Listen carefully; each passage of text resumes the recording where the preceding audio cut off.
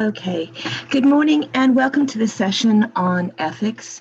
I hope you're all sitting comfortable, have something to take notes with, and crucially, that you've downloaded the PowerPoint slides. We're going to use them as resources in two breakout tasks, and so it's important that someone in your breakout group be able to read that and refer to it. So if you're just getting organized, that's one thing that I would encourage you to do is to go to the Moodle site and download the slides. Now, before I begin with the PowerPoint, I just wanted to take a few steps back from the nitty-gritty of filling in the ethics application to think about ethics in its wider sense. You may know that there's an initiative here at UWS about decolonizing the curriculum. And this takes forward our commitment to internationalizing the curriculum. So with that in mind, I wanted to talk about ethics in its widest sense. And one of the things that underpins all ethics is reciprocity. And we are very familiar with reciprocity, even though we may not use that word. And it is simply the golden rule, which is to do unto others as ye would have them do unto you, which is sort of old-fashioned language. It's the way I learned it as a little girl. But I just wanted to take this opportunity to share with you that this golden rule of doing unto others or acting towards others the way that you want people to act towards you cuts across all major religions. We may not be aware of that. And I'm just needing to move let me see, let's share. Yeah, there we go. So I just wanted to share with you a link where it talks about how fundamental this is across the world. In almost every major religion, one of the ground rules is that you treat other people the way you want to be treated. And this has become enshrined as what we know as the rule of law, that law applies universally. What applies to me applies to others. So if we think about ethics in these terms as whatever else ethics might mean, whatever ethical rules you might follow, the ground rule is it something I would want done to me, or how I treat others, is that how I want to be treated? And this can vary because we have particular tastes and preferences, but in terms of anybody infringing on what we want for ourselves, I think it's important to think about how fundamental reciprocity is. So I'm going to just put that link in our chat box so that if you want to, you can take a closer look at that. There we go. Now, why am I drawing attention to this? Because often, if you look at the history of why there has to be ethical permission for research, it's because that golden rule broke down, that people began to treat others in a way they would not want to be treated themselves. And this happened when people saw themselves as very different than the people that they were conducting research on, often within institutions, within mental asylums at the time, or within incarcerated settings. And as we know, it also happened within the Nazi regime of World War II Germany. But we work in institutions. And so I think it's important to think about, do we other children, do we assume that they have less rights, or that because we have authority, it's okay to treat them differently? I think particularly in the last 10 years, the Scottish government has really worked to help us ask that question and to change how we treat children, to think about their rights much more seriously. And I would just ask you to reflect about that for a minute. Is that true of your own experience as going to school? Do you feel that the rights of children as you were a child going through the school system, was there more attention paid to your rights? Were you informed about your rights? And how has that impacted on you as someone who learned through the school system? And how might that inform how you are as a teacher? Just quickly before we go back to the slides, I thought I would also, if you're interested in this and looking at the wider frame of ethics, and particularly looking at that in terms of overcoming some of the problems we have with othering people. And if you're paying attention to the headlines, you may know that there are hate groups growing across every European country, and particularly playing out in a spectacular way in the United States. So this whole issue of, are we treating other people in a respectful way, is worth paying attention to. If you're interested in that, this is another resource. And if you scroll down through it, it talks about steps to a more compassionate way of thinking about others and overcoming that problem of othering people that we feel we have differences with. So I will just go ahead and put that in the chat as well, and then we'll get on to the more focused bit of this session. If you have any questions or responses about that, do let me know. Okay, there we go. Now back to the issue at hand. So I know it's been a very stressful time with, let me see if I can move that so you can see this full screen. Sorry about that. This is my first class. I've had some sessions on Zoom, but this is my first class with Zoom.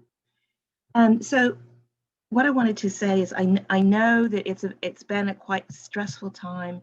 There have been changes to what you're able to do in your research, but one of the things about that is, in a way, it does make getting ethics applications approved a little simpler, because there's it's seen as less risky and less various research that you're all going to do. You have kind of been pulled back to doing some things that's really within the UWS institution, instead of engaging with a number of different ones in different settings across different local authorities. Okay, so let me just get this so that it's not in your way. There we go. There are 4 ethical principles that are written into UWS guidance. We're going to look at those today. We want you to think about them as principles, but then also take some time to think about, well, what does that mean in practice? And we're going to give you a few opportunities to do that. And lastly, within education, we've written out a protocol to help you do ethical research, to simplify the ethics process, and to just give you a good foundation to work from. And we'll talk about that in the last half of the session. So those are our goals for this morning.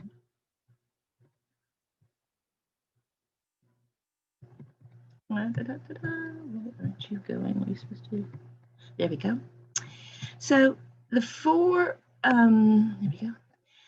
The 4 ethical principles, and I think it's important that in choosing the wording, UWS Ethics Committee chose not to use the most legalistic terms they could come up with, but the most accessible. And if you think about what I was talking about at the beginning, about treating other people the way you would want to be treated, if our ethical principles are in a language that the person can't understand, how can they know if you are treating them the way that you would want to be treated yourself?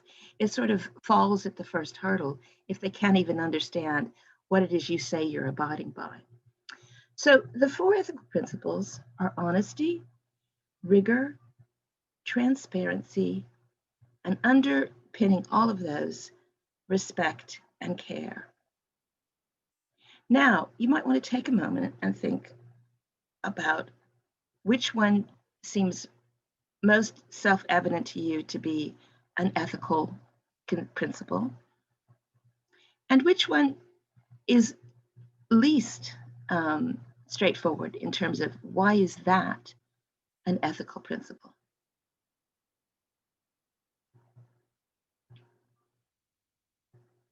You might want to give me some responses in the chat. But with that in mind, we're going to go to the breakout rooms. Just give me a moment to formulate them. And those are the answers, those are the questions that I'd like you to discuss for the next 10 minutes.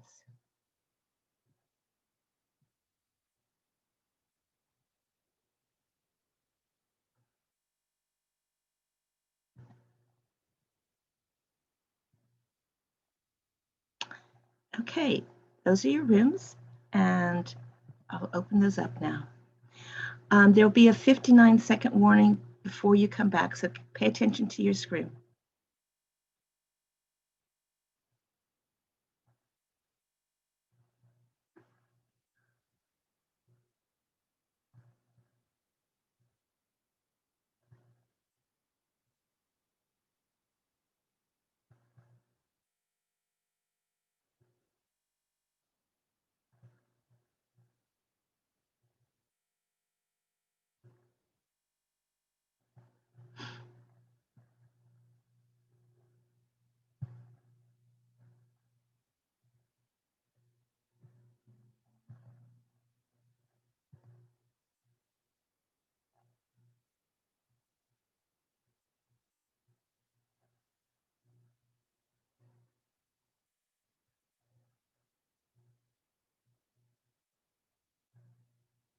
Hi, Jennifer. Good morning. How are you, Beth? I'm okay. Good. Surviving? Yes, I am. I'm just gonna pause the recording. Hi, Lindsay. You were quick. Lindsay, were you in a breakout room? Yeah, sorry, when the thing came up, I panicked and I clicked on it to return and I didn't mean to. I've done that. In fact, sometimes I've immediately closed all the breakout rooms after giving people a 59-second warning. So it's just. Yeah, no, sorry, I totally didn't mean to appear back so quickly. So my group probably think I was just ditching them and not answering stuff. So sorry. No, it's okay. And it's just so easy to click the wrong button and then suddenly you're in a different space. I just wanted to check the chat as we're coming back. Oh, there's one in the chat. Let me see what that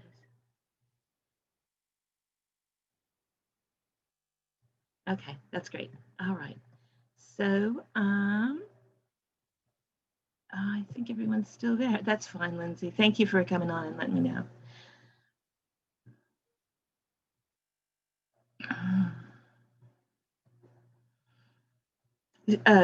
Giving people a 60-second warning seems really quick, but it actually takes a while for everything to come back.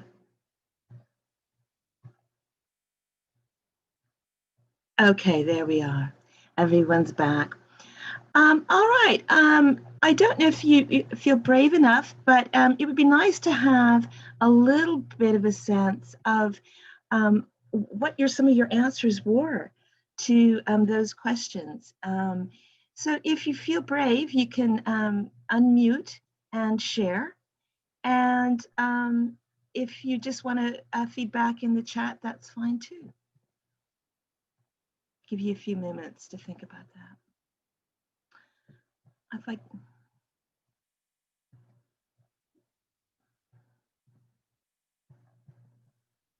Hi. Hi. We were talking about anonymity and like how it would help you probably answer questions if you knew that it was going to be anonymous, but also that you'd want to know where it was being shared and what the purpose was for. And I suppose that's where honesty comes into it as well, like that you trust what the person's saying and they're not actually going to tell you that it's for X and it's for Y. So that if they tell you it's for something, that's actually what it's for and not anything else. Yeah. Yeah, and your identity's like protected, so to speak. I think those are excellent points, and we're going to come back to them in the scenarios. Thank you, Lauren. Thanks. Does anybody else have some feedback? What about rigor? What about rigor? Why is that an ethical consideration? Anybody have views on that?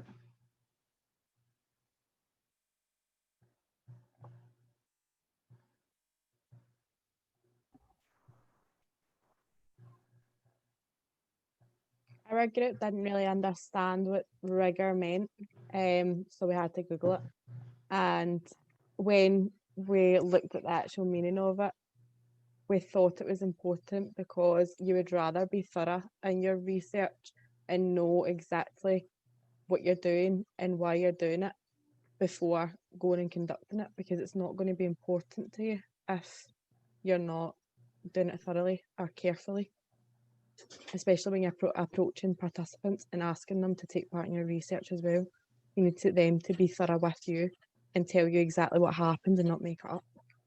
So, yeah, and if you're thinking about that golden rule, if you're asking them to be thorough and tell you exactly what happened, and then you misreport it, you're not being thorough with them, right? Yeah. Yeah. And that has, I think that's the key issue is we want to be able to trust research, and if it hasn't been conducted rigorously, people could be making claims that actually aren't backed up by what they were actually told, if it's interviews, or what they found, if it was some sort of experimental or quantitative approach. Okay, well, I think we've covered these. I'll just want to give you a few more minutes to, if you have any questions about the principles. So does anybody else want to come in now?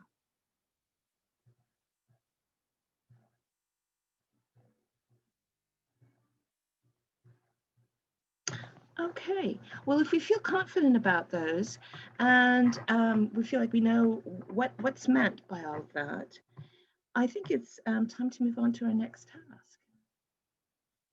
And I have to tell you, for some reason, my cursor isn't kind of playing up today.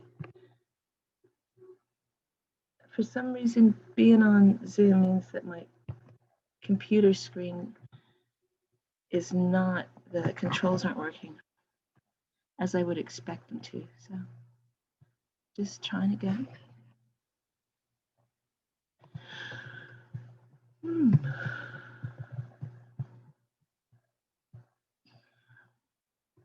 Oh, there we go.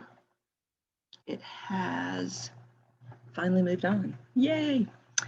All right, this is where you really do need to have the slides with you because there are 4 different scenarios. And the first 2 groups will look at the first scenario. Groups 3 and 4 will look at the second scenario. Groups 5 and 6 will work at the third scenario. And groups 7 and 8 will look at the fourth scenario. And you'll have 15 minutes to do this. And I'll give you a little message at about minute 11 to come together and decide on how you'd like to report back. And I'd like you to post that in the chat. So you're going to look at these scenarios and you're going to think, well, which ethical principles are at stake? What harm may result if ethical care is not taken? And to prevent that harm, what are you going to do in this situation? Yeah?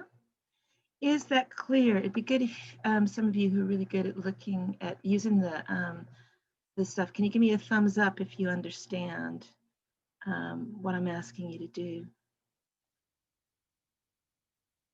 You can unmute and just show me your, or you're on. You can give me your video and show me. Or okay. I'm not seeing any. Oh, great, thanks. I'm seeing some thumbs. Thanks. Okay. So I'm going to put you back in your breakout groups. You've got 15 minutes. As you go into your breakout group, it's really important that you look and see which breakout group that you're in. So I'm still sharing my screen, I think, so you should be able to give you a quick chance to see which room you're in. And there you go.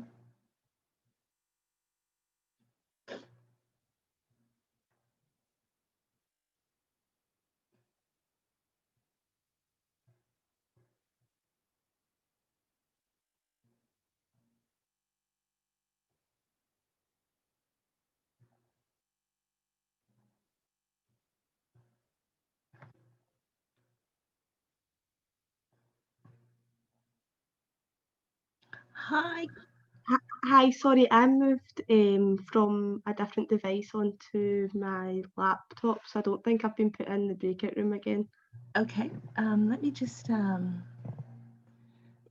was in 4 last time with that. yep, okay, so I'll assign you there. I'm gonna assign you to room 4. There you go, Kathleen, okay? Thank you.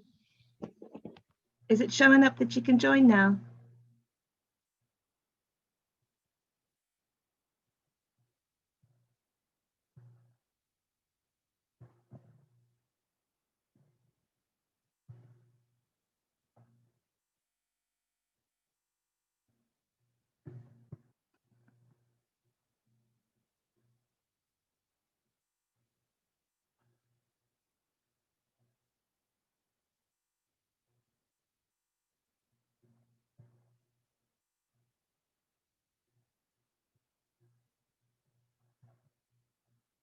Yeah. If you've already said in your ethics form it's those 4, and just because you're not satisfied, is that you then being biased that you're looking for other people? Like you're not. Yeah. That's what I I was think as well, like for transparency and honesty, like if imagine you didn't use that first person's information, but you didn't tell them, like that would be a big issue, I think, because if you decided, oh well, the fifth person's giving me more information than the first, I'm just not going to use what they've said, switch it around, like that person's basically giving you their time for you to do nothing with what they've said. Yeah. Yeah, that's true.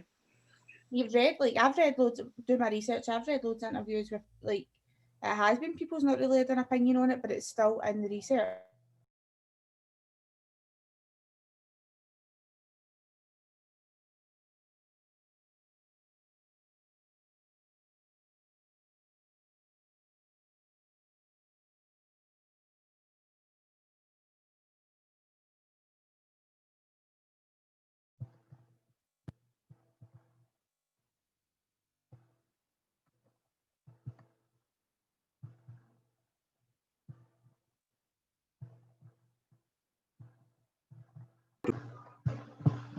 Okay, some of you back early.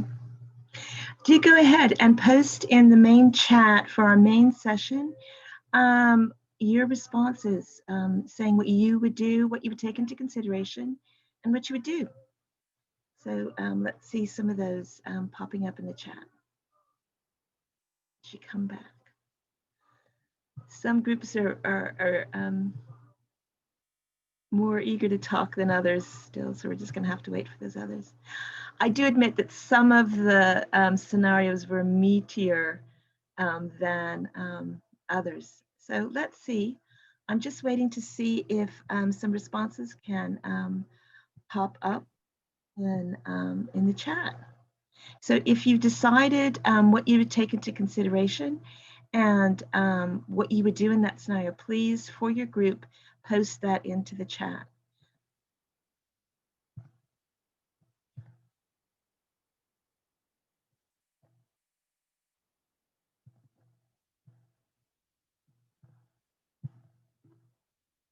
Yeah?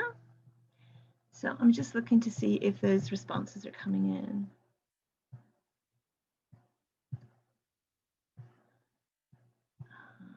Let me see. Great. Okay, we're getting those responses in now. So we've got response from group 6. It'd really be really good to see the response from group 1. Can someone summarize for us in the chat? Or if you want to, and you feel more comfortable doing that, you can just unmute your mic and tell us. But it would be good to have a record of it for the chat as well. Yeah. I'll type it up for you if you want, but I'll go through it first. So we were talking about how it would be an issue because you would be we were unsure if you'd actually be able to interview a fifth person if you hadn't disclosed them in your ethics form already. So if you had just decided that the first person you spoke to wasn't giving you much information, then should you really be interviewing a fifth person?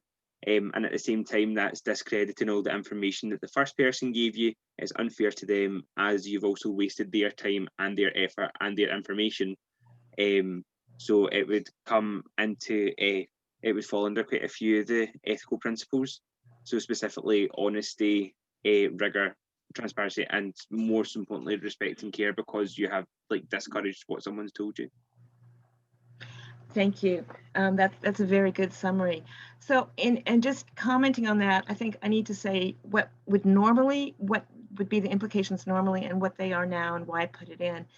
Normally, I encourage anybody filling out an ethics application to not give a single number, but to say I would interview between 3 and 6, because so many things can go wrong, or you can't really foretell exactly. So I would usually say to people, try to say between 3 or 6, or whatever your parameters are that you can justify.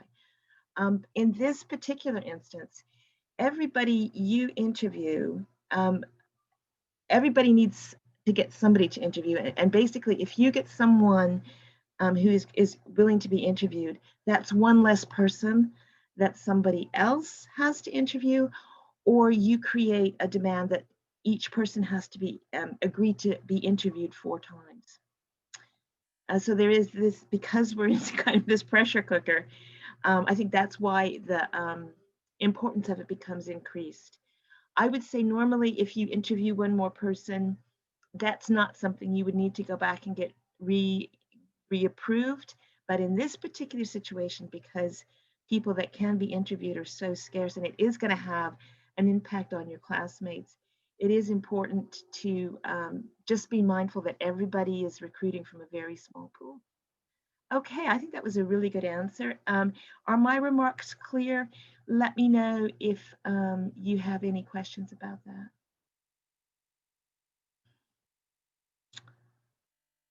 Yeah, okay, so that's really good that you've put that up in the chat.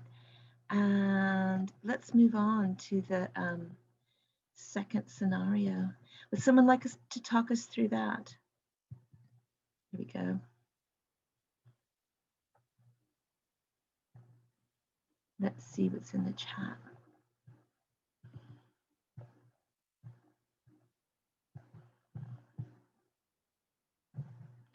So we've got scenario 3 and scenario 4 and scenario 1, but we don't have someone telling us about scenario 2, which is a difficult one. Can we get a response from the second scenario? It'd be groups 3 or 4. Hello. Hi. We have put it in the chat, but it's maybe just not come up. But we basically said it might be in your own group chat rather than the main chat. Oh, right, okay. Oh, there we go. It's been reposted. But basically, I'll explain it anyway. We basically would tell the person that they have the right to withdraw if they want to, remind them that they have the right to withdraw and that they don't have to answer the questions if they don't want to. And if they feel uncomfortable, they don't have to answer it, because their well-being is more important than you getting an answer to a question, is basically what we said. And what were the principles that you thought were? Respect and care, probably the most important one. And I think what this scenario, I mean, if you'd been saying that you were going to conduct research on bullying, as we look at the application, you see there's a question that says, are you interviewing about sensitive topics? And if you said you were interviewing on bullying, I think the reviewers would say you're interviewing on sensitive topics. And they'd want you, even before you conducted research, to say how you were going to assess people's well-being and what you were going to do if you were concerned about that. And you've answered one of the key things that they would recommend that you do. But they'd also recommend that even before you conducted the interview, you knew of resources helplines or other kinds of resources like that, and could signpost people if for follow-up, and that you would know what the institution they work in or attend, what support they might have. And you would also let them know these are the services within your own organization that you could go to. But the point I kind of wanted to make with that is bullying, of course, you might prick your antenna up and think, yeah, that's sensitive. Whereas inclusion may not, because it's so broad and it has a kind of a friendly connotation to it, which is just to point out to you that sometimes you can go in thinking, I know this is going to be sensitive and therefore I have to do X, Y, and Z. And sometimes you might not think that you are asking something that is going to be sensitive for that person. But when people start talking about their memories about anything, sometimes things can surface. Yeah. So that's maybe the takeaway from that. So we've got some more chat here. Yeah, to pause the interview and ask them if they wanted to proceed. Yeah, so I think you've really covered that really quite well. Okay, so I think it's time to move on to the next scenario. And we've already got a chat response to that. Is it helpful that I'm sharing my screen and where are we at? Okay, this would be the third scenario. So I'll just read this out. We discussed that we would have to stop the recording as the sister in this situation has not been highlighted as an interviewee. We talked about how we would have to explain why it was not appropriate and ask her to leave politely. We also discussed how conducting an interview outside may not be the best place to do background noises, etc. That's another point. So sometimes looking at ethics also helps you think about the practicalities. And one of the things that you'll notice is that we are suggesting that you always check out the environment for which you're going to be doing it. And even if it's online, sometimes there can be noises that are going to be distracting that we didn't plan on, we didn't know might happen. So I think it's always important to practice that pausing of the recording and always being willing to adjust. Any other questions that come out of that, or did another group have another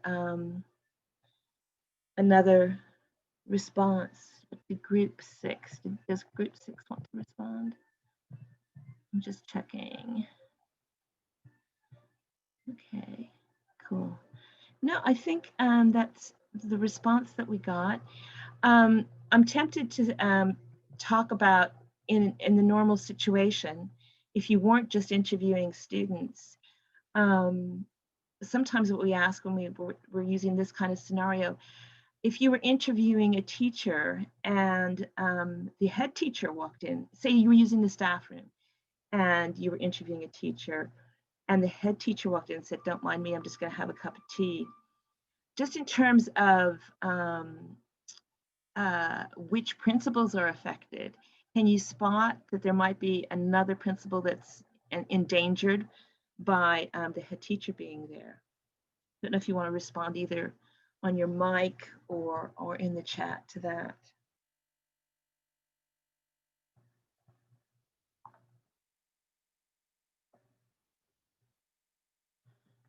Yeah? Do we have a response? Anybody wanting to take that up? I would, okay, good.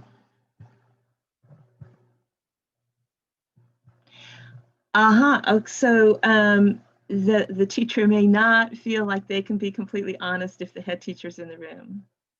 Yeah? And if honesty is endangered, rigor is endangered. Okay. I hope you're feeling a little bit more confident as we go through this, that you're able to apply the principles in practice. So we're just on to the last one. And let's go back to the chat. If you want to speak to this, if you're in a group that looked at this, it's always good to hear another voice besides mine. Okay. Yeah. In terms of that last scenario we were looking at, respect and care, they're no longer anonymous. And I think that's another very good point. Thanks, Rachel. So I think we did. I saw group 7 posted way up here. Thought I did. Yeah. Okay. So Ailey responded. We said that above all, respect and care was at stake. Do we need to look at the scenario as well? Although aspects of all principles applied to the scenario, we considered that potential harm may be caused to the reputation of the setting and to the future career of the participant if anonymity was not carefully preserved. In terms of transparency, we felt that offense could be caused to the participant if we were not clear about whether or not we would be using their descriptions of their problem in our research. So they've talked in great detail about problems, and we say we want to keep them anonymous. And they work at a school that's twinned with an adjacent special school. How many of those do you think there are in Greater Glasgow? I'm just trying to tease out a little bit more. In order to keep them anonymous, there's a dilemma. We were group 8 and we were saying that we would maybe talk about outlying school on the outskirts of a large city within Scotland rather than naming Glasgow, and that would stop the school being able to be identified because it could be any city rather than just saying Glasgow, and that would then allow others to be aware of what specific school it was. And we just said about anonymizing the participants by being participant A states blah blah blah, and that would stop anyone being able to identify who it was. And then there's a third place to check, which is if you're going to quote them and they say anything that identifies it because of a particular characteristic or feature of the setting. And in anthropology or ethnographic practice, what we do is we sometimes change if it's important to use the detail, but you don't want it to identify people. You do deliberately, just as you use an alias, you change some of the details so that you can't use those details to identify the place. So you're slightly fictionalizing what they say, but still, and that's where the tricky thing comes in is how do you remain true to the point they're trying to make without including so much detail that you identify where it is. And so probably the rule of thumb is pull back from the detail, generalize what they say. And ethnography prides itself on lots of detail specificity. Maybe that's for when you're doing master's research to talk about how you do ethnography. But okay, so I think it's just helpful to think through, yes, we want to protect people's anonymity, but it does go further than referring to them as participant A. It also means don't refer to Glasgow. A city within central Scotland is far better. And then to look at the detail and make sure you're not including any that might also out them.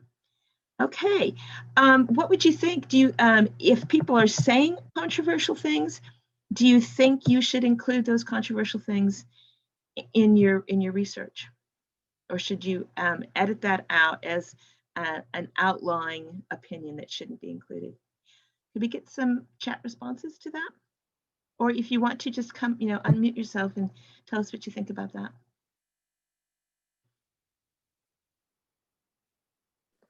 Hi, we were saying that you would maybe include that in your transcript and like your appendices, but you wouldn't really draw upon it. Like you would just use what you felt to be appropriate and relevant to your question rather than all of it. But I suppose it has a place in your transcripts.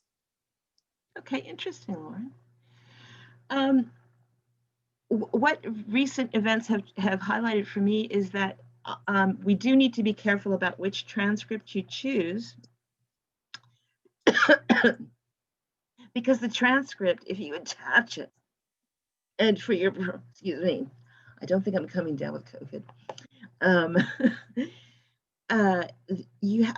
I think it is 4 interviews. I just need to clarify that with Elaine. I think it's no more than 4 interviews. If you, you only have to include 1 of the 4. And in choosing which one you include, I would choose the one that has the least detail that could identify somebody, because the transcript, once it's attached to your thesis, is part of the public record and people can access it. We said that as we were mentioned that all of our interviews have to be in the appendices. We didn't know you could just choose one.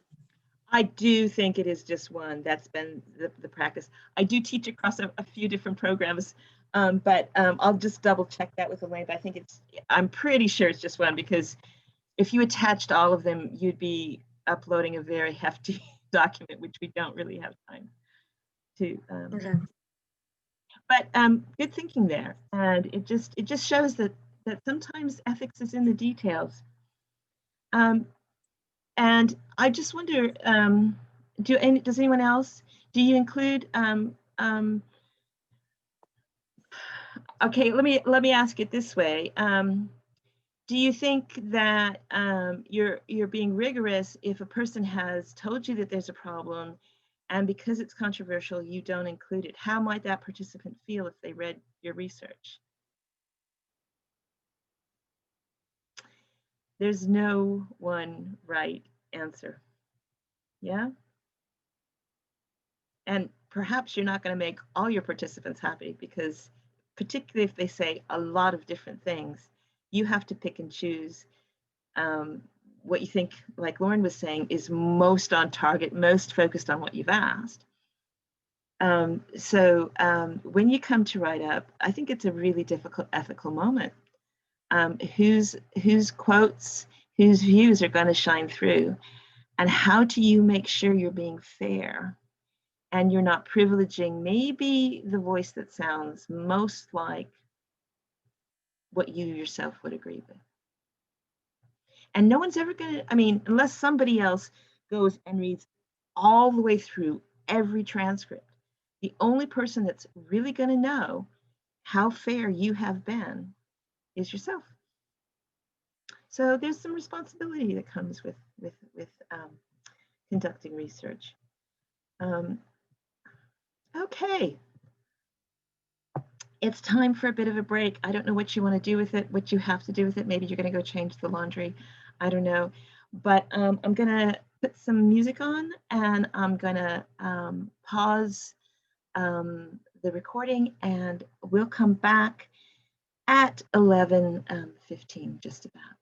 Okay, so have a wee break, get some fresh air if you can, and there we go. Okay, so hope you had time for a bit of a stretch.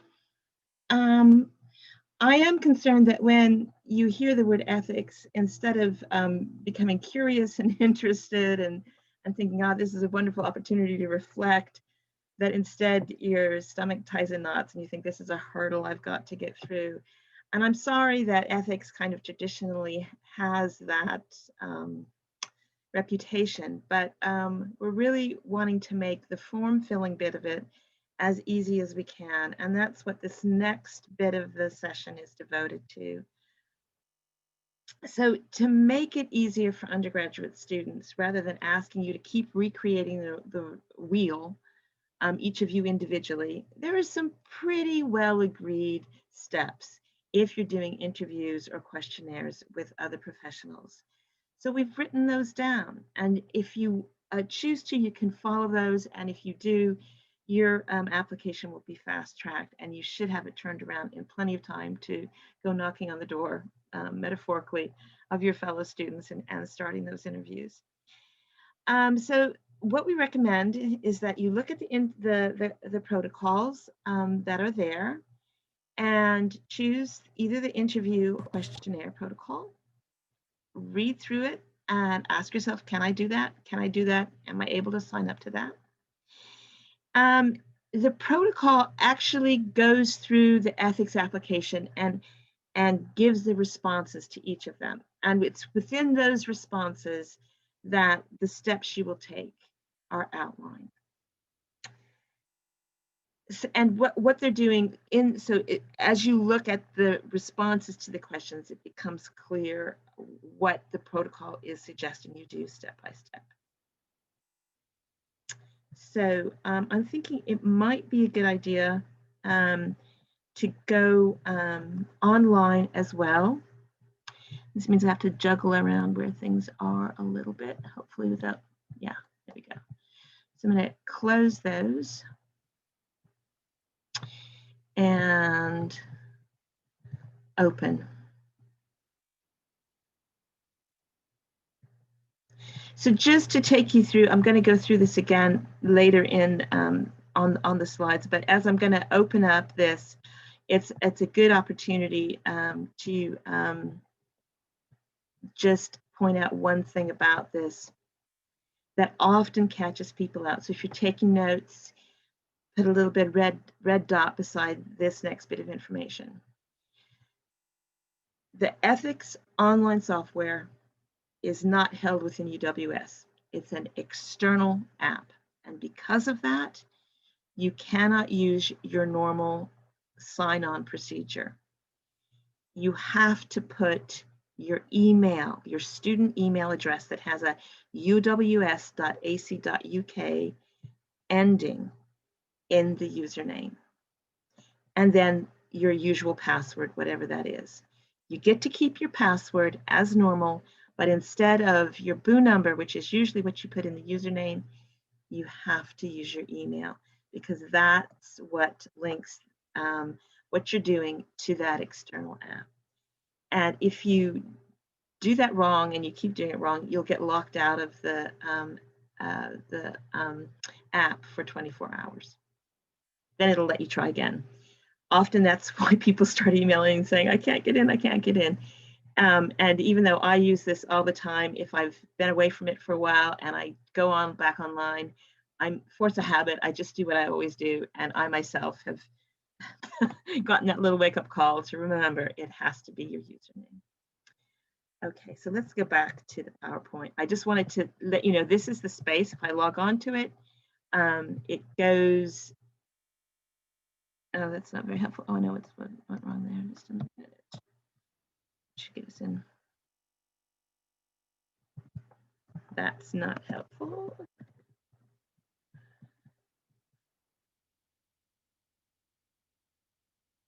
Oh, that's not at all helpful. This is not a good thing to find out midway through a, okay, well, it's not gonna let me in. That is very interesting. After telling you have to use your email address and then you should be able to use your password as normal, and it's not letting me work. So we're just gonna have to go back to the PowerPoint. Okay, so the online steps, which I wish I could show you. I'm not really sure what went wrong there. I was in a few days ago, so I don't know why it's not working. But again, with all the different online apps we have, there are some problems that are popping up because of all of us working remotely. Okay, so the online steps are and actually what I might ask, I know this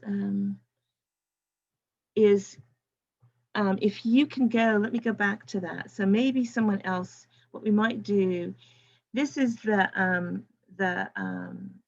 URL. It's https://uws.forms.ethicalreviewmanager.com. So I'm wondering if anybody in the class might be willing to go to your web browser and go into that site. If you can do that, what we might do is share your screen instead of mine. So if you can do that and you can send me a message in the chat, that's one way we might be able to work around that. I'll try to keep an eye on my chat to see if we can do that. Right, so failing that, what I can do is talk you through what that form looks like and what you need to do. So the key thing is you've got this protocol. It means you do not have to answer all the questions yourself. Instead, your response in the online form is, I will follow the interview protocol, or I will follow the questionnaire protocol. That is your answer in most blanks. In some places, there's a yes or a no, and you fill that in the same as it is, as makes sense and as would be following the protocol. There are a few places where you need to add additional information or you need to upload something. And the things that you need to upload include your information sheet, your consent form, and in the supporting documents, the protocol that you're using itself. So the process is fill in the online field saying, I will follow the interview protocol or I will follow the questionnaire protocol. You upload documents, you sign, you request your supervisor's signature. And when your supervisor signs it, they've changed it to make it easier. That means your application is submitted. So, if you want further help with filling it in or how to use the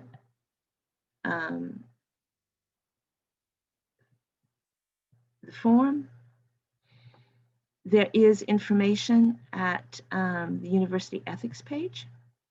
And I've screenshotted that so that you can see that. And I've just trying to make it a little bit bigger if you're wanting to see where that is. And here I can give you a screenshot of what the application looks like. I'm just going to check to see if anybody's been brave enough. Now we don't have anybody saying they're going to go on. Okay, so this is what the application looks like. And just to help you navigate around it, you always have a set of buttons on the left, and then you have the main section where you fill in text boxes.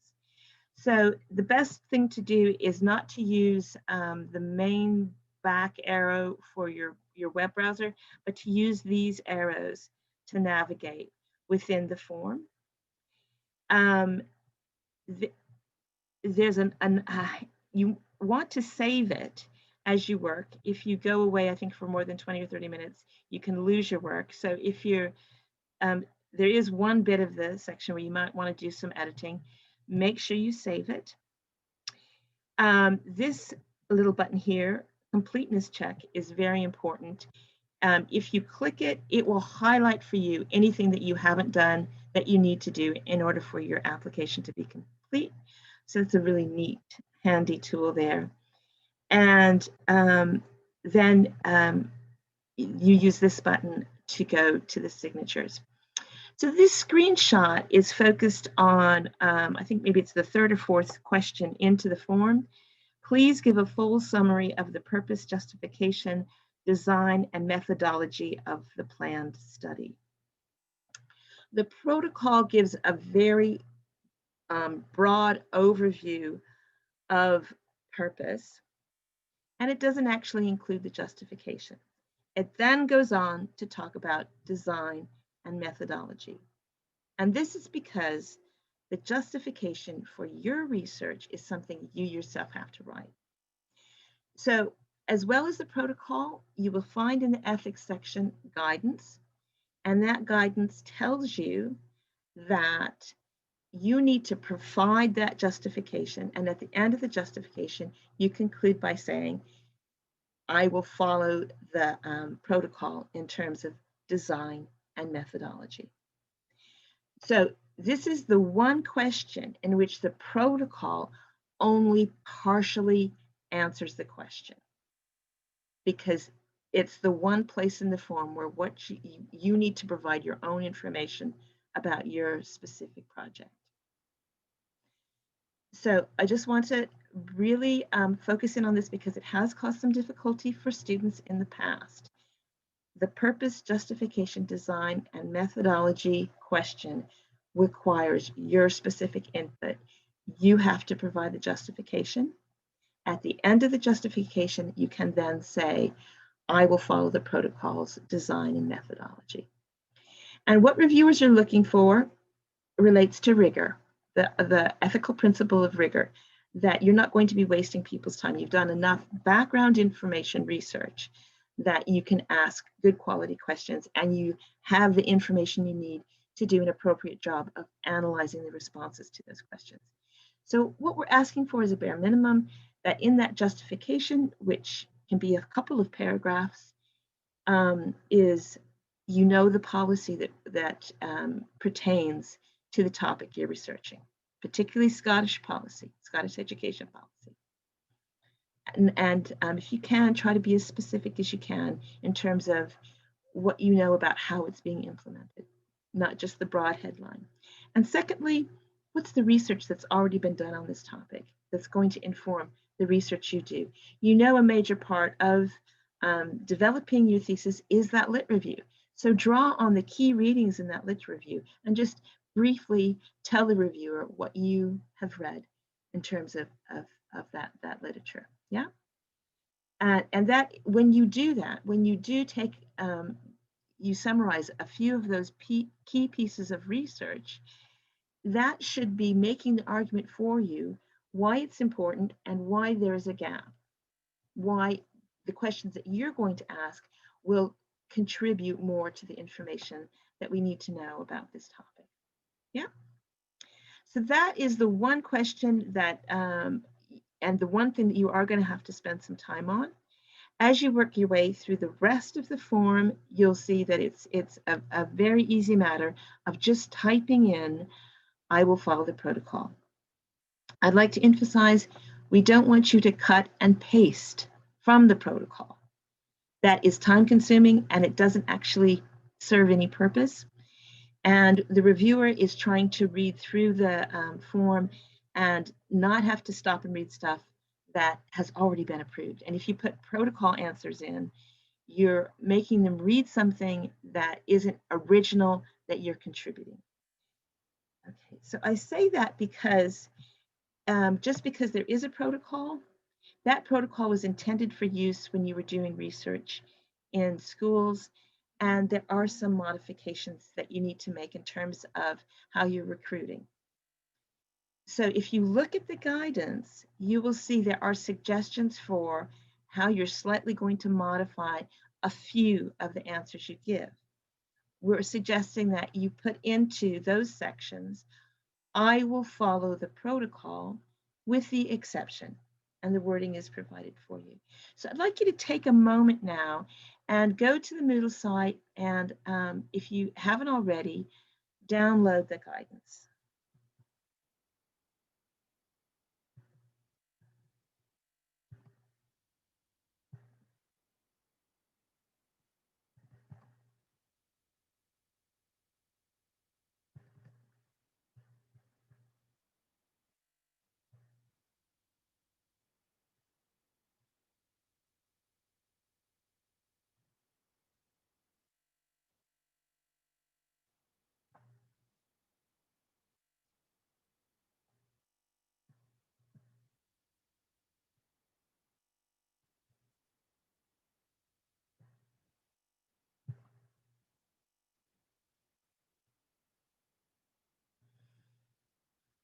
Okay, hopefully you can see this is pretty straightforward. There aren't,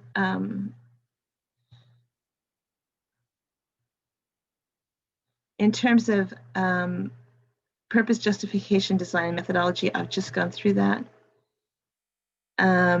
You do need to make a change to your sample size. Ordinarily, we would say try to interview between 3 and 6 people, but you're needing to limit it due to the there not being that many students that we're calling on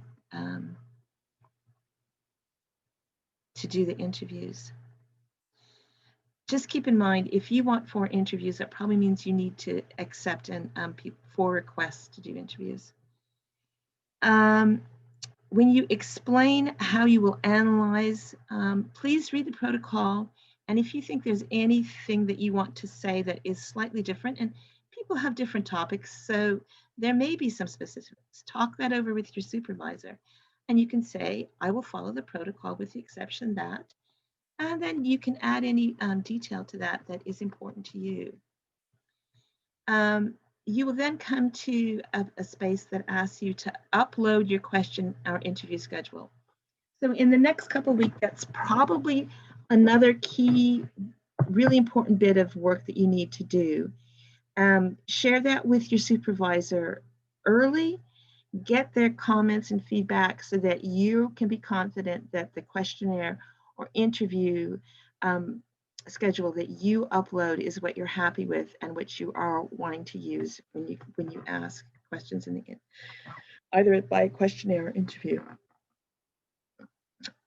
We talked about this a little bit in our scenario, moving on to the next one.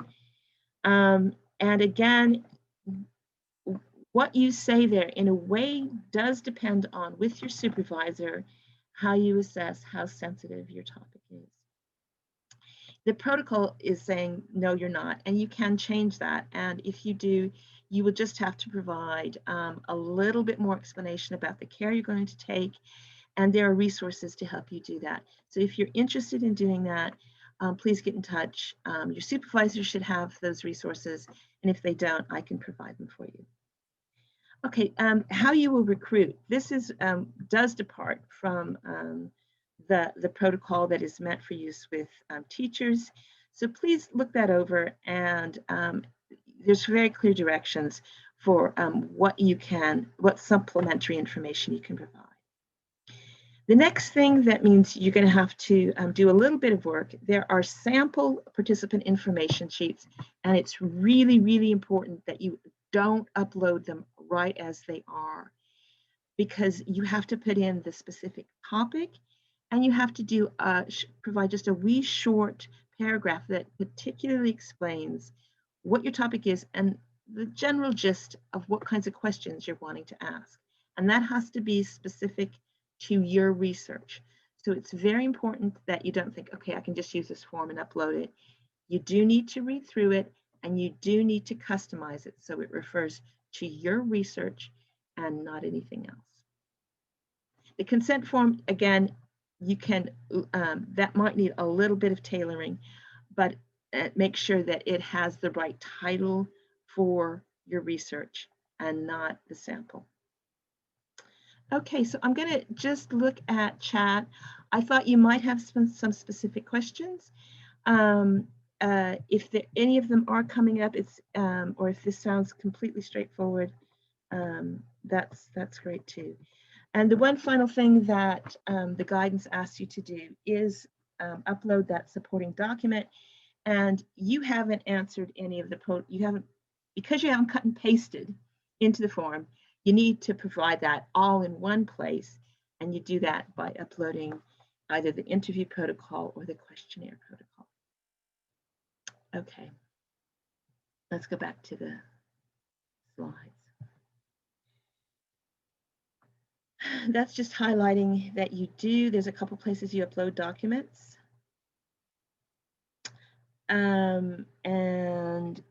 You just press the blue buttons to do that.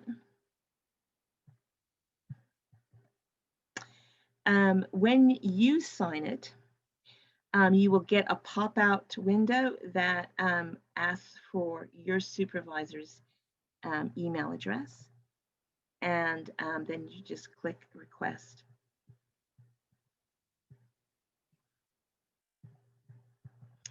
A few key points on troubleshooting. As I pointed out before, I'll go back up here because I think you can see it in there. You do make this completeness check your friend.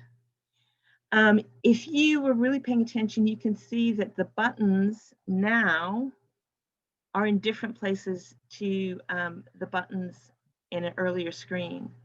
And that happens. As you go through the form, you get different options depending on where you are in the form.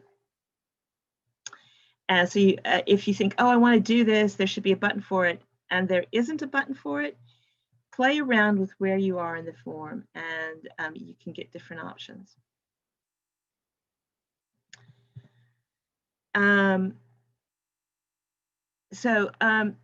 Once you have submitted, you're going to get an email from do-not-reply-infonetica.net. It could go to your clutter, it could go to your quarantine. If you mark it as important, if you flag it, then emails from that address should more reliably go to your inbox. But this is really key. Once you've signed and you've requested your supervisor's signature, don't rely on that email that the system itself generates to inform your supervisor. You email them, or however that you've established to communicate with them, send them a personal email to say, that's it, I've signed it off, over to you. But let's back up one step. That shouldn't be the first time you're emailing your supervisor with your application. As you're developing it, you should share it with them so that when it does come to signing, the chances are they're going to sign it and send it off. You don't want them having to look at it and say, oh, you haven't done this, this, and this, and send it back to you. So the best way to share your document or your application as you're making it, I would suggest, let's go back here to these buttons here. You do have an option to share it, and that means they can see it on the online application form. But it's clunky and not the easiest way for your supervisor to give you feedback. If that's what they ask you to do, then do that. But it's actually better if you click print, the system will generate a PDF. You can save that PDF and you can email them that PDF. It is much easier for them to leave comments in that PDF than to use the comment function in the app itself. So you fill in the online application. I will follow the protocol. I'm uploading my documents. When you've got that looking the way you want it to, you can then hit print and share the PDF. You may need to also send them separately the interview scheduler or the questionnaire and anything else that you're uploading with it, because the PDF doesn't always collect all that. Sometimes you have to send them the PDF of the application and separately send them the interview questionnaire schedule, your information sheet, and your consent form. Okay, that's what I've learned about the easiest way to give the information reliably to your supervisor. And key takeaway point, I think. Okay, so once you have sent it, your supervisor has signed it, the system should let you know that it is in the system, and it will give you a number. It will assign a number to your application. If you have any problems with your application and you're wanting to get in touch with whoever runs the system, that's the number you need to quote, because that's the number that it's most easy to search the system to find. It's very difficult to search the system by your name. It's very easy to search the system by the number your application has been assigned. When your application is reviewed, it will be approved, required changes, or resubmitted. Now, I think I just want to go back here. No, I'll go on. So at the time that I made this, we had one key date, which is the next drop-in session. Since then, Elaine has emailed out the key dates for when you need to get things to your supervisor and when things need to be submitted to the system. So I'm just going to quickly let me see where I put that.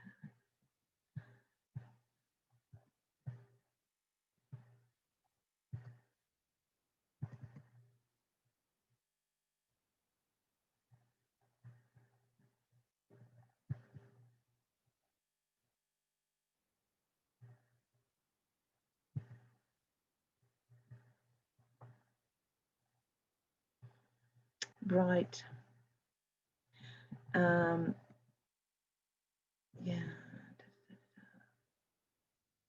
I think I'm going to have to put a further message out to you. I'll put it in the module form, what the rest of those dates are, but Elaine sent out an email about them yesterday. Apologies, I don't have that right to my fingertips. All right, just before we close, and I'll give you a few minutes to ask questions as well. The key 2 reasons why if you submit your application, it might come back that you need to make changes. And that is if information you give in ethics form does not conform to the information and consent forms. So when you're changing the information sheet and the consent form, cut and paste from the protocol or application rather than from an example. It's just reiterating what I said before. If the information sheet you send in doesn't look like you're following the protocol, you're going to get asked to explain that. The other thing that can throw it back most often is if the questions or the interview schedule are at odds with what you say the intent of the research is going to be on the information sheet. So the questionnaire or interview schedule has to agree with the information sheet, and the information sheet, all of that needs to agree with the protocol. So just make sure you're being consistent. Right before you submit it, do read through it line by line and make sure you're being consistent and you're not saying one thing one place and another thing in another place. As I was saying before, once you have approval, your project will receive a unique project identifier. That's your application number. Do retain this and use it in further correspondence. And the next thing to remember is this is just the starting point. What the answers in the protocol are things that you need to stay consistent with, but you need to develop as you talk about what your methodology is, and as you discuss that methodology in your own dissertation.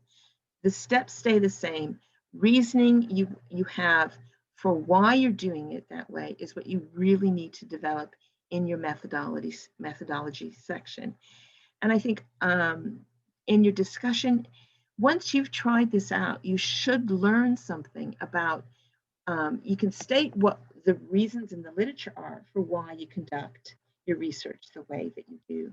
As you do that yourself, you should learn things that either reaffirm things that you read in the literature, or that you are asking you to question it and are taking forward your understanding of just what this kind of methodology means. So in your discussion is an opportunity to be a reflective researcher, just as you're always encouraged to be a reflective practitioner.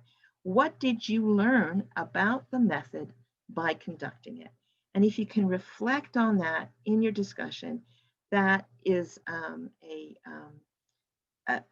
work that is of high quality, and that should be reflected in your mark that you're assessed with. This is more in if you were going out into schools and doing more engaged research. But just let us know how it's going if you're having any difficulties recruiting people to do interviews or to do the questionnaire. And there are going to need to be some changes. Get in touch with your supervisor as soon as possible, and you can make those changes.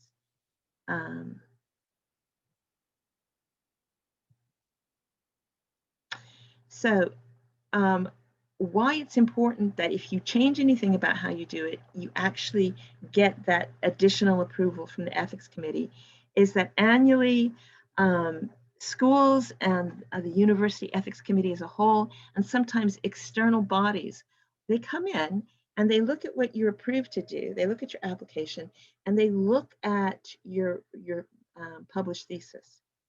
And if in your findings you're presenting things that you didn't actually have permission to go to research, or if they see there's a variance in how you recruited, or what kind of participants you involved, that raises a red flag. And there can be serious consequences if your thesis looks like you haven't done what you've said you're doing. There are consequences, unfortunately, for you, but they also are for the reputation of the university. So it is important. I don't think it's going to happen, particularly this year, because of this constrained circumstances. But if you have concerns that it's not going to plan, check in with your supervisor. And I'm sure Katrina Oates, who is the ethics committee representative for the education division, will do everything she can to help you make a plan that will work and will be approved as soon as possible. Okay. There is some further reading and examples. I hope you found this session informative. Let me just check again. I haven't seen anything come up in the chat, but we've got about 10 minutes left. If you want to ask questions in the chat, or if you want to unmute and ask me them directly, that's fine. Again, I apologize that the website that I showed you what can go wrong instead of what can go right. So I'm sorry that that has misfired today, but now is the time to answer your questions. So let's have a few.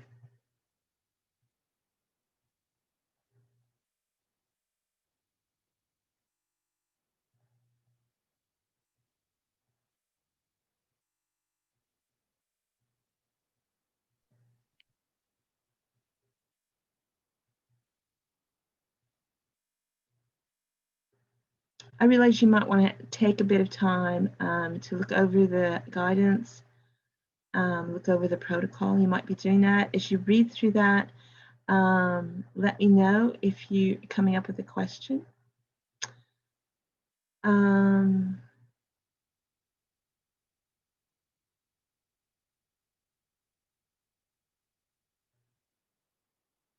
It would be good to just get a little bit of feedback. Have you found that, have you been able to follow that? Does that advice work for you? Do you feel like fairly confident you can go ahead and fill in the ethics application? I'm actually a bit confused. So when I signed into the ethics application website, it came up with no projects, and I don't know how to get a project up. Like, do I have to make it? Sorry, my rabbits are making noise in the background. I don't know how to make a project. I don't know how to get the application form up. So there should be a button that says new project.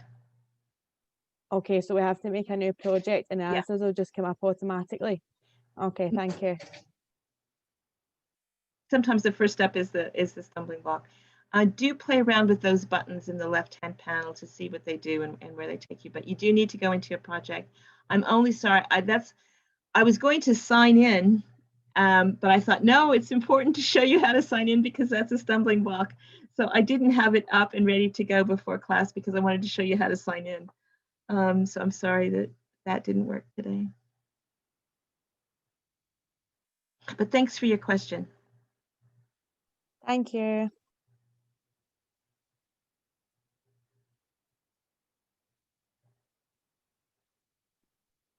Okay, well, I'm here and the chat's available.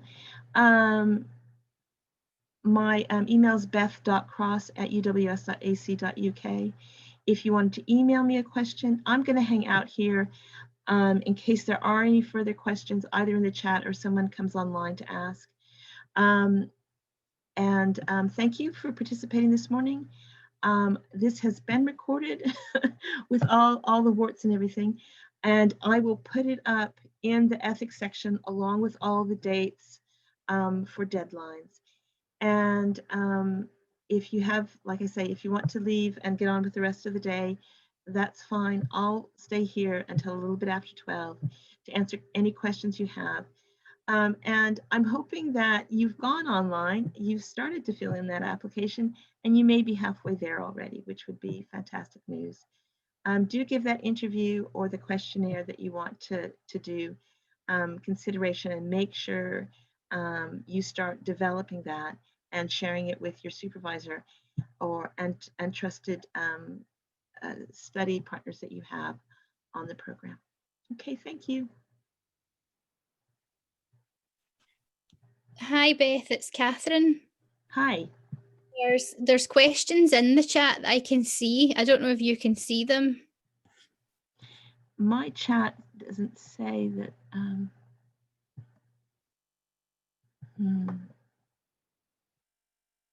Okay, I'm going to stop sharing because I think it makes it a little easier to see things. Okay. Thank you. All right, I'll back up because I wasn't getting notifications when I was sharing my screen. Okay. Okay, I'm sorry, the chat didn't show me. It usually should have a number if there's chat coming up, but it didn't.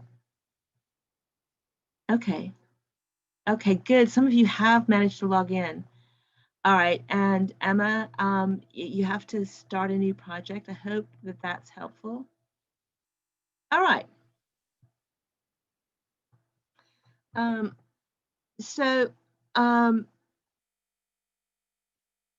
If you choose interviews, maybe Elaine said it should only be 2. I will ask her about that. And if you're doing a questionnaire, you do try to get more data because you're asking less of each person. You're trying to get more responses. I think what I mean by the question, sorry Beth, it's Erland, is that I was under the impression that we were to choose either interviews or questionnaires by what you said, but when there was an example on the site that you showed us, it quoted, I will question 12 and interview 2. So that would imply that you're doing both. No, you're not doing both. And I'm not sure where you saw that, but you're not meant to do both. You're meant to do either interviews or questionnaires. Right, that's great. Thank you very much. Where do I find templates for participation and consent forms? Those are on the ethics site itself. And I know that some supervisors have different forms, but I will try to update that and put examples of templates on my section after I get through here.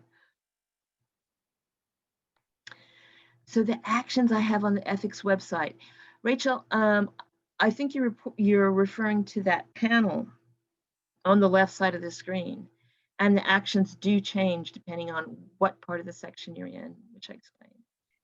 The protocols are in the ethics section of the lecture tab, and I will make sure that that is the case. I'm pretty sure that is the case.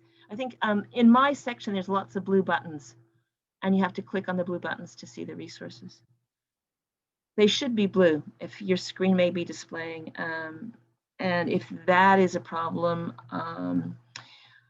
let me know and I'll email them to you. So within the justification analysis sections of the protocols, there are references to readings. Do we keep these in the protocol page or should we be finding our own references?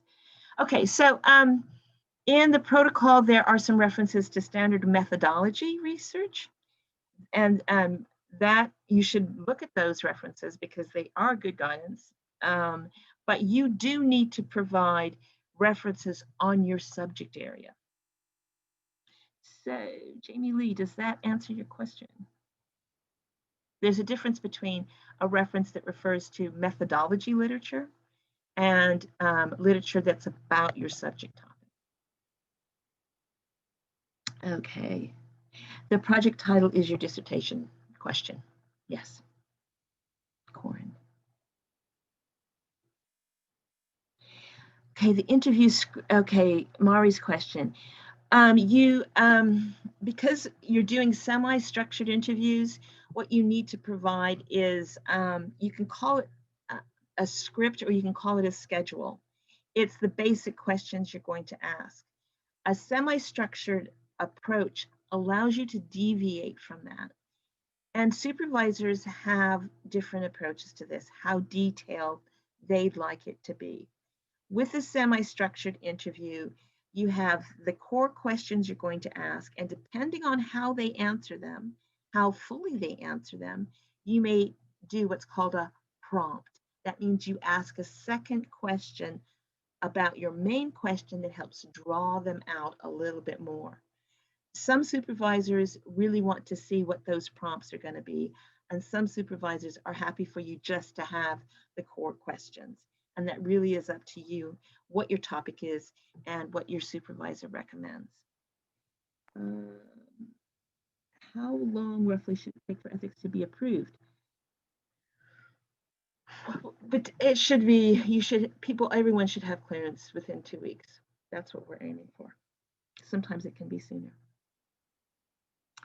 Are you able to edit your title if your question changes slightly? So the title is a working title. What the title is of your ethics application does not need to be the title of your honors dissertation as you hand it in. In fact, we expect that there's going to be development of how you understand your issue, what you think are the key core headline terms to use, and how you phrase them. So it is expected that you're going to come up with a perhaps more sophisticated, nuanced title for the dissertation you hand in. We do expect it to be on the same topic for people to look at the two and see how your final title has grown and emerged out of the initial question that you asked. So there needs to be some similarity and some correspondence. They do not have to be exactly the same. Okay, I think I now have answered all the questions. I don't have feedback from you as to whether that actually was what you needed to know. So I think we're also just at time. So I do understand if you've got other things to do. I'm sorry, I don't think all the technical things work that I'd hoped would work this morning. I'll try to remedy that as quickly as I can. I'll just go on to the Moodle site and make sure that everything that should be there is in the ethics place, and I'll add the dates. And as you read through the ethics section, I use hyperlinks. So if you see a word that's in a different color, do click on that, because that should link you to the resource that you need. Okay, well, I'm going to go ahead and close the